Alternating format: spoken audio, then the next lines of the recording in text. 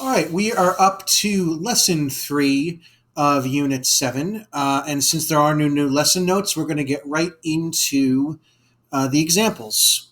So, a company offers solar power systems made up of 1 square meter cells arranged into rectangles.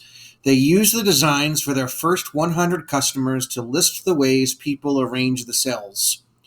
They are interested in investigating this question: what is the mean area of the rectangles created by our customers? So number 1, collect a sample of 5 rectangles using the methods here. So part A, look quickly at the chart and select 5 rectangles by their numbers. Record the numbers of the rectangles you choose.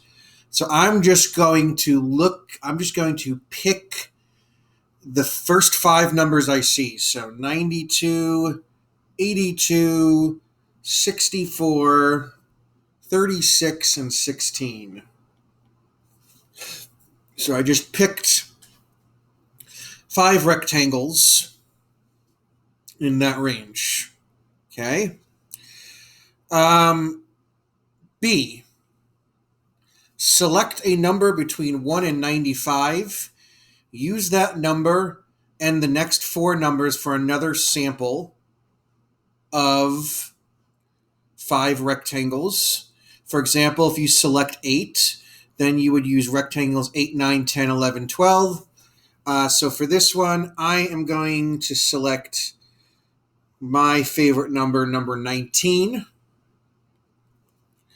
So that would be 19, 20, 21, 22, 23. Okay.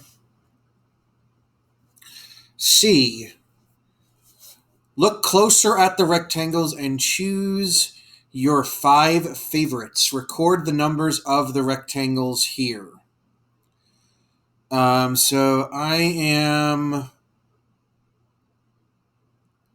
going to choose, let's see, 19, 79, 89, 68, and 70.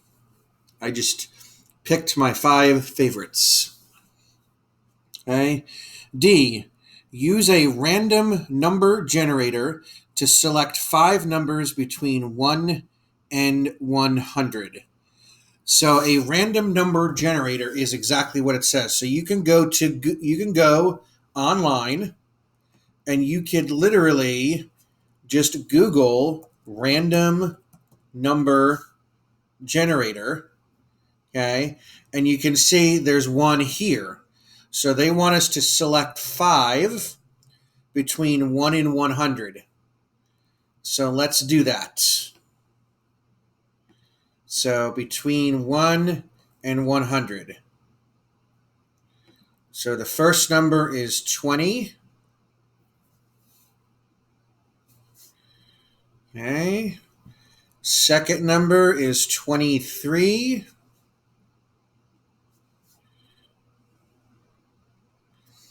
Third number is 40.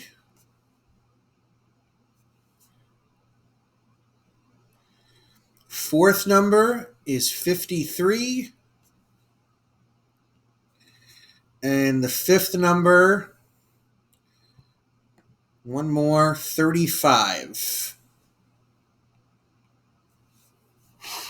Right? So I collected my 5 samples. So that's number 1. For each method, find the mean area of the rectangles in the sample. So we first have to go through each of these and find the area of each rectangle. Remember, it's length times width. So for this first one, 92 is up here. So that's going to be 1 by 3. 1 times 3 is 3. Okay. And actually, I'm going to write that in a different color. So we know that in this case, the blue represents the area. 82. Okay.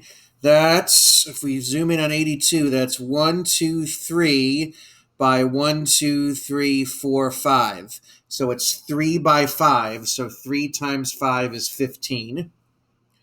64 is 3 by 3. So 3 times 3 is 9. 36 is 2 by 2. So 36 is down here. So that's 2 by 2. 2 times 2 is 4.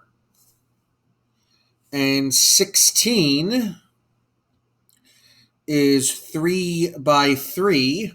So 3 times 3 is 9. So remember, to find the mean, I'll have to add up these numbers and divide by however many there are. So I'm going to use the calculator on my phone. So 3 plus 15 plus 9 plus 4 plus 9 is 40. So if I add these together, I get 40. And then the mean is going to be 40 divided by 1, 2, 3, 4, 5.